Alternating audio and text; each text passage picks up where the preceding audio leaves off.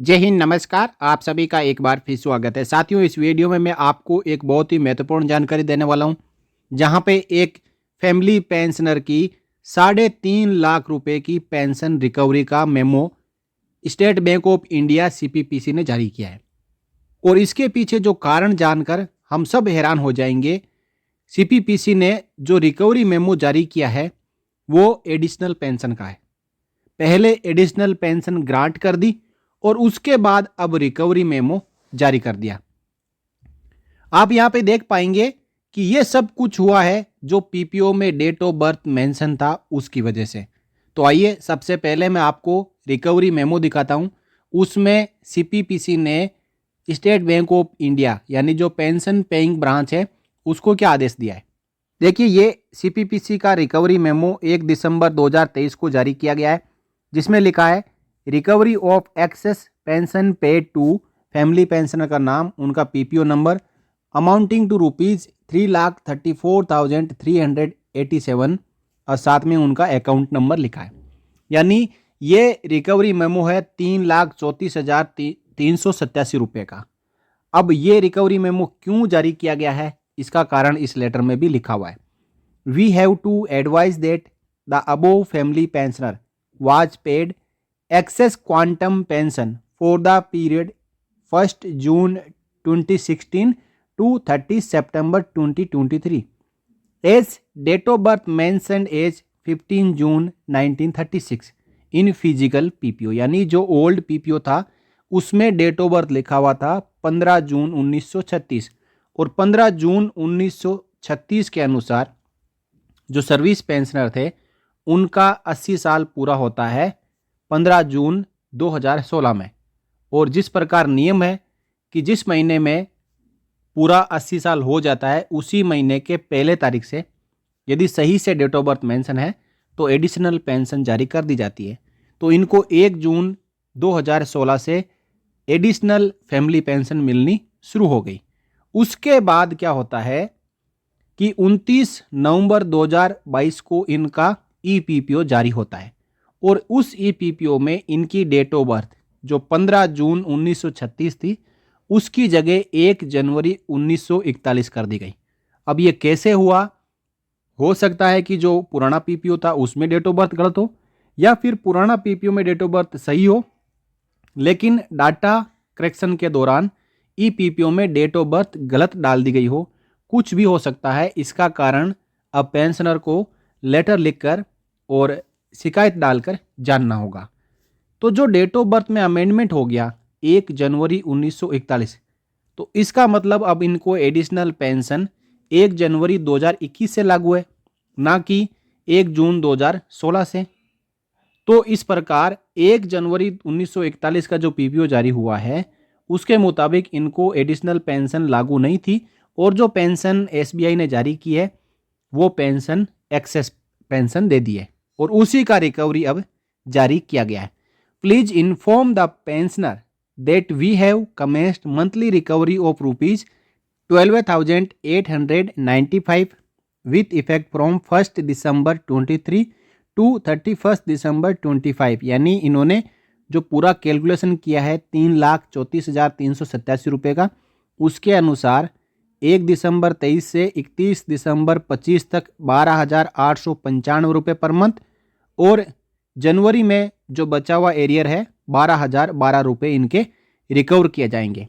Reserve bank of India has been regularly following up with the to recover such excess payments immediately in case of due to mistakes by pension sanctioning agency और pension disbursing agency in single lump sum amount.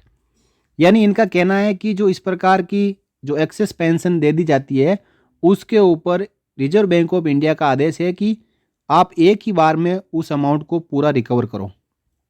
तो ये एक बार में पूरा recover करना possible होता नहीं है क्योंकि बैंक अकाउंट में इतने पैसे होते नहीं है। यदि यहाँ पे 3,34,387 ज़्यादा पैसे होते तो एक बार में ही एसबीआई रिकवर कर लेती। In case if there is sufficient balance in the account of the pensioner, यदि सफिशिएंट बैलेंस होता है तो एक बार में रिकवर कर लेते हैं। Recover lump sum amount and send us the proceeds through IBTS on us for remitting back to central government department.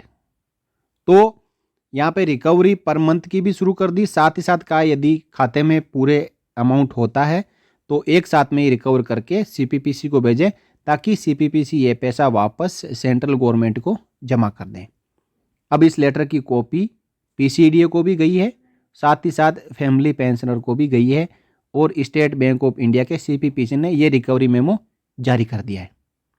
अब इसके बाद पेंशनर की पेंशन में से रिकवरी 12,895 रुपये शुरू हो चुकी है और साथ ही साथ जो एडिशनल फैमिली पेंशन है वो भी अब बंद हो चुकी है। अब इसके लिए पेंशनर को फिर से करेक्ट डेट ऑफ बर्थ के अनुसार केस टेकअप करना होगा और एडिशनल पेंशन को शुरू करवाना होगा। आपको मैं ब्रीफ में बताना चाहूँ तो करेक्ट डेट ऑफ बर्थ 15 जून 1936 थी पुराने PPO के अनुसार, और रिवाइज जो डेट ऑफ बर्थ कर दी गई EPPO में वो 1 जनवरी 1941 कर दी गई। और सर्विस पेंशनर की डेथ हो चुकी है। फैमिली पेंशनर जो उनके स्पाउस थे उनको फैमिली पेंशन मिल रही थी, और जैसे ही 15 जून 1936 के अनुसार 80 साल कंप्लीट हुए जून 2016 में, तो एडिशनल पेंशन शुरू हो गई थी। एडिशनल पेंशन ग्रांटेड वेफ 1 जनवरी 2016 पुराने PPO के अनुसार। और अब क्या है कि 1 जनवरी 2021 जो डेट ऑफ बर्थ है वो चेंज कर दी, नया PPO जारी हुआ है नवंबर 2022 में, उसके अनुसार no CPPC issued recovery memo of additional pension from 1 June 2016 to 30 September 23, यानी 30 सितंबर 2023 तक जो एडिशनल पेंशन जारी की थी 3,34,000 लगभग, उसका पूरा रिकवरी मेमो जारी कर दिया है। जबकि 1 जनवरी 1941 से देखें तो 1 जनवरी 2021 के बाद की रिकवरी नहीं करनी थी, लेकिन उसका भी रिकवरी यहाँ पे जारी हो चुका है। अब पर मंथ जो रिकवरी होगी वो 12,895 रुपये दिसंबर से लेके और दिसंबर 2025 से होगी। अब मैं आपको बताऊंगा कि क्या बैंक या स्पर्श या जो भी आपकी पेंशन डिस्बर्सिंग एजेंसी है पेंशन की रिकवरी कर सकती है, तो इसका जवाब है नहीं। सुप्रीम कोर्ट ऑफ इंडिया के क्लियर कट ऑर्डर्स आए हुए हैं कि जो रिटायर्ड हो चुका है उसकी पेंशन में से रिकवरी नहीं हो सकती। इसके साथ ही जो कर्मचारी है उनकी भी रिकवरी हो सकती है, लेकिन उसके लिए नियम और प्रावधान बने हुए हैं। इसलिए यहां पे जो रिकवरी की जा रही है वो गलत है। पेंशनर की डेट ऑफ बर्थ 15 जून 1936 ही है और उसी के मुताबिक एडिशनल पेंशन मिलना शुरू हुआ था, लेकिन जो 1 जनवरी 1941 डेट ऑफ बर्थ गलती से EPPO में लिखी हुई है वो PCDA की गलती से है, ना कि पेंशनर की गलती से। तो यहाँ पे जो पूरी गलती PCDA की होने की वजह से जो एडिशनल पेंशन जारी की गई थी उसकी रिकवरी शुरू हुई है। तो इसमें पेंशनर का कोई रोल नहीं है, पेंशनर की कोई गलती नहीं है। पेंशनर को ये एडिशनल पेंशन लागू है और उसको मिलनी भी चाहिए, लेकिन पेंशनर की गलती ना होते हुए भी ये रिकवरी मेमो जारी किया गया है, जबकि गलती PCDA के स्टाफ की है। तो मैं इस वीडियो में आगे आपको वो पूरे नियम समझाऊंगा कि आपकी पेंशन की रिकवरी कब कब हो सकती है और कोई भी एक्सेस पेमेंट हुआ है तो उसकी रिकवरी कब कब नहीं हो सकती है। इसके लिए आपको वीडियो देखना पड़ेगा एंड तक, थोड़ा सा वीडियो लंबा हो सकता है। तो आइए मैं आपको पूरे रूल्स बताऊंगा जिसके तहत आपकी पेंशन की रिकवरी नहीं हो सकती।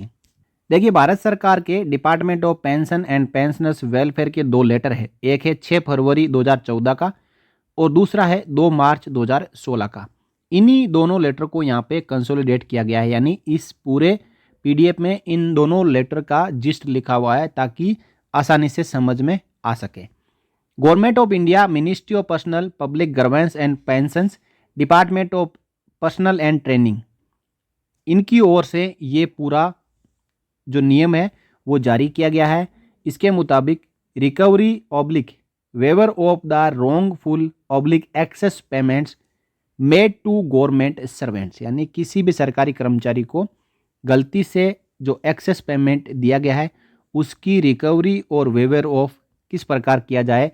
Department of personnel and training has issued instructions from time to time regarding recovery of wrongful oblique excess payments made to government servants.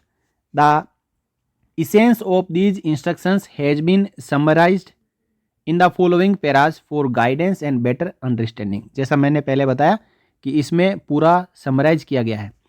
सबसे पहले तो सुप्रीम कोर्ट ऑफ इंडिया के 2 बड़े आदेश आ चुके हैं, जो कि एक है Chandi Prasad Uniyal versus state of Uttarakhand और सेकंड है state of Punjab versus Rafiq Masih white washer E T C, जो कि 2014 में आया था और पहले वाला आदेश 2012 में आया था। इन्हीं दोनों आदेश के बाद ही जो रिकवरी होना बंद हुई है। अब procedure to deal with the issue of wrongful oblique excess payments, यानी गलती से गलत पेमेंट हो चुका है या फिर एक्सेस पेमेंट हो चुका है, तो उसके लिए प्रोसेस क्या है कि ऐसे मामलों को किस प्रकार डील करना है। यह सभी मिनिस्ट्रीज और डिपार्टमेंट के लिए आदेश जारी हुआ है। The ministries oblique departments were advise to deal with the issue of wrongful oblique excess payments as follows. First, in all cases where the excess payments on account of wrong pay fixation, grant of scale without due approvals, promotions without following the procedure or in excess of entitlements etc, यानी इतने प्रकार के मामलों में यदि गलत या access payment किया जाता है, immediate correction action must be taken, तो तुरंत ही इसमें करेक्शन होना चाहिए। सेकंड क्लोज क्या है? In a case where the authorities decide to rectify an incorrect order, a show cause notice may be issued to the concerned employee informing him of the decision to rectify the order which has resulted in the overpayment and intention to recover such excess payments. Reason for the decision should be clearly conveyed to enable the employee to represent against the same. Speaking orders may thereafter be passed after consideration of the representations if any made by the employee. यानी ऐसे जो गलत और access payment होते हैं उनमें उस कर्मचारी को जो भी पेंशन या पेमेंट डिसबर्सिंग ऑफिस में लगा होता है जिसके द्वारा ये एक्सेस और गलती से पेमेंट किया जाता है, तो उसके खिलाफ स्पीकिंग ऑर्डर जारी होगा, सो कॉज नोटिस जारी होगा, उसका पूरा मामले की तहकीकात की जाएगी और उसके बाद है जो प्रॉम्प्ट एक्शन लिया जाएगा। तीसरा close, whenever any excess payment has been made on account of fraud, misrepresentation, collusion, favoritism, negligence और केयरलेसनेस etc, यानी इन सभी तरीकों से यदि एक्सेस पेमेंट होता है, roles of those responsible for over payments in such cases and the employees who benefited from such actions should be identified and departmental oblique criminal action should be considered in appropriate cases, यानी जहाँ पे दोनों कर्मचारी या pensioner या फिर जो वहाँ पे स्टाफ होता है, इन दोनों की मिली भगत से ये सब कुछ होता है, तो दोनों को आइडेंटिफाई किया जाएगा और उनके खिलाफ कार्रवाई की जाएगी।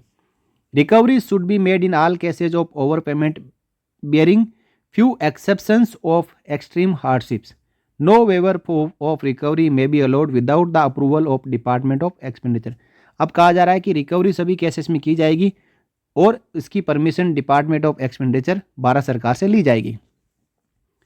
While ordering recovery, all the circumstances of the case should be taken into account. In appropriate cases, the concerned employee may be allowed to refund the money in suitable installments with the approval of secretary in the ministry in consultation with the financial advisor. यानी इस प्रकार की जो recovery होती है उसमें कर्मचारी को बताया जाएगा कि आपको इस प्रकार रिकवरी करनी है और उसकी प्रियर अप्रूवल ली जाएगी। Wherever the relevant rules provide for payment of interest on amounts retained by the employee beyond the stipulated period etc, as in the case of travelling allowance, interest would continue to be recovered from the employees as hitherto। यानी यदि उसके ऊपर कितने साल तक वो access payment दिया रहा उस पर इंटरेस्ट भी बनता है तो इंटरेस्ट भी कर्मचारी से लिया जाएगा। ये पूरा रूल है जो 6 फरवरी 2014 के लेटर में लिखा हुआ है। तो ये तो थी कि रिकवरी कब कब की जानी है। अब है situations wherein recoveries of wrongful और excess payments by the employers would be impermissible in law, यानी कानून में ऐसे कौन कौन से चांसेज है, प्रावधान है जहां पे जो एक्सेस पेमेंट और पेंशन की रिकवरी नहीं की जा सकती।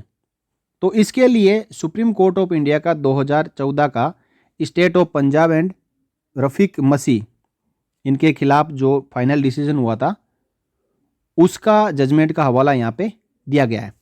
The honourable supreme court summarise the following few situations wherein recoveries by the employees would be impermissible in law. Supreme court ने क्लियर आदेश दे दिया कि नीचे जो क्लोज लिखे हुए हैं इन क्लोज में किसी भी प्रकार की रिकवरी नहीं कर सकते।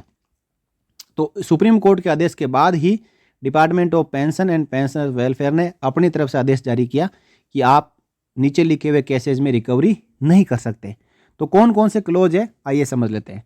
सबसे पहला, recovery from employees belonging to class 3 and class 4, यानी ग्रुप सी और डी पोस्ट के कोई भी कर्मचारी है, यदि उसको पेंशन पेइंग और पेमेंट पेइंग जो पे अकाउंट ऑफिस होता है उससे एक्सेस पेमेंट दिया जाता है या एक्सेस पेंशन दी जाती है, तो उनसे रिकवरी नहीं होगी। अब जानते हैं सेकंड क्लोज जो कि पेंशनर्स के लिए ही है। रिकवरी फ्रॉम रिटायर्ड एम्प्लॉइज और employees who are due to retired within 1 year of the order of recovery, यानी एक जो रिटायर्ड एम्प्लॉइज है जो पेंशनर है उनसे किसी भी प्रकार की रिकवरी नहीं कर सकते। दूसरा, आगे 1 साल में यदि कोई एम्प्लॉय रिटायरमेंट जाने वाला है और उसके लिए कोई रिकवरी का आदेश जारी हुआ है तो उससे भी रिकवरी नहीं कर सकते। इसके साथ ही यदि कोई सर्विंग एम्प्लॉय है तो उसको एक्सेस पेमेंट दिया गया है तो केवल पिछले 5 साल का एक्सेस पेमेंट का ही रिकवरी कर सकते हैं, उससे पीछे की रिकवरी नहीं कर सकते। Recovery in cases where an employee has wrongfully been required to discharge duties of a higher post and has been paid accordingly even though he should have rightfully been required to work against an inferior post, यानी कोई जिस post को, जिसकी खुद की post होती है, इसके अलावा कोई हायर पोस्ट पे किसी को काम करने के लिए बताया जाता है और उसके अगेंस्ट उनको पेमेंट मिलता है तो उसकी भी रिकवरी नहीं कर सकते। In any other case where the court arrives at the conclusion that recovery if made from the employee would be incautious or harsh or arbitrary to such an extent as would far outweigh the equitable balance of the employee's right to recover, यानी ऐसा कोई मामला जिसमें pensioner या कर्मचारी court में जाता है और कोर्ट इस डिसीजन पे पहुंचता है कि रिकवरी नहीं करनी है तो नहीं की जाएगी, या फिर कोर्ट ये संज्ञान में लाता है कि रिकवरी करनी है तो की जाएगी, वो फाइनल डिसीजन कोर्ट का रहेगा। तो इस प्रकार मैंने आपको कंप्लीट प्रोसेस बताया कि किन की रिकवरी हो सकती है और किन की नहीं हो सकती है। तो यहाँ पे जो एक बार फिर मैं आप सबको बताना चाहता हूँ कि पेंशनर को किसी भी प्रकार की पेंशन का एक्सेस में पेमेंट किया जाता है तो उसकी रिकवरी बिल्कुल ही लागू नहीं है। अब इसके लिए 2 जो सर्कुलर है जो मैंने आपको पहले बताया था वो यहाँ से आप डाउनलोड भी कर सकते हैं और उनको कम्प्लीटली आप पढ़ सकते हैं। इस पीडीएफ की जो लिंक है वो मैं इसी वीडियो के डिस्क्रिप्शन में डालूंगा, जहाँ से आप इनको डाउनलोड कर सकते हैं, सेव करके रख सकते हैं, और किसी की रिकवरी हुई है और वो कोर्ट में रिट पिटीशन दायर करने जा रहे हैं तो इन दोनों ऑर्डर्स का आप रेफरेंस ले सकते हैं। देखिए, पहला है 6 फरवरी 2014 का। यहाँ पे जो आप देख पा रहे हैं कि ये पेंशन विभाग का ही आदेश है, भारत सरकार के पेंशन विभाग का ये आदेश है। देखिए 2 March 2016, recovery of wrongful oblique excess payments made to government servants. तो इन्हीं दोनों ऑफिस मेमोरेंडम को लेके एक पीडीएफ कंसोलिडेट करके बनाई हुई है, जिसके जरिए मैंने आपको यहाँ पे समझाने की कोशिश की। तो मैं आशा करता हूँ कि आप भी इस पूरे मामले को समझ गए होंगे कि आपकी पेंशन में से रिकवरी नहीं हो सकती। पेंशन एक बार किसी रिटायर्ड एम्प्लॉय को एक्सेस में जारी कर दी गई तो उसकी रिकवरी बनती ही नहीं है। यदि आप चाहें तो इन दोनों पीडीएफ को एक बार पूरा पढ़ें, समझें और उसके बाद आप सूटेबल कदम उठा सकते हैं। अब इन पेंशनर की जिनकी 3,34,387 रुपये की रिकवरी का मेमोरेंडम बैंक ने जारी किया है, उनको क्या करना चाहिए?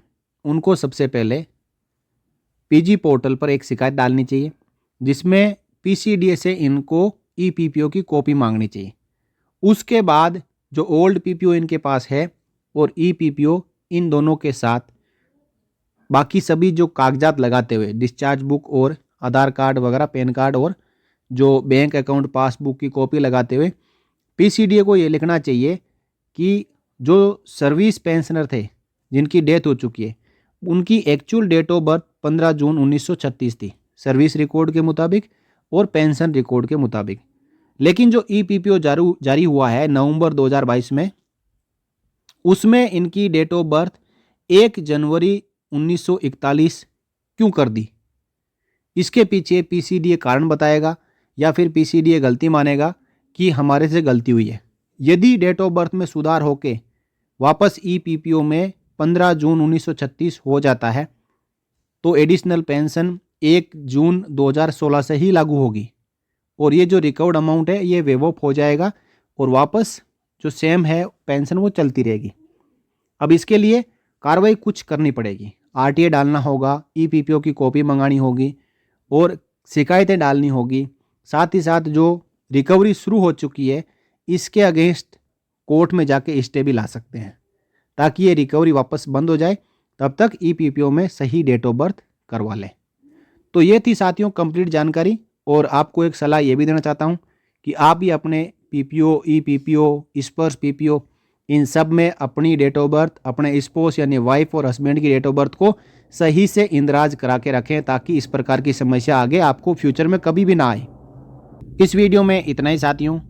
वीडियो को आप लाइक एंड शेयर कर सकते हैं और चैनल पर नए हो तो आप चैनल को सब्सक्राइब कर सकते हैं। फिर मिलेंगे नए वीडियो में नई जानकारियों के साथ। तब तक के लिए जय हिंद, जय भारत, वंदे मातरम।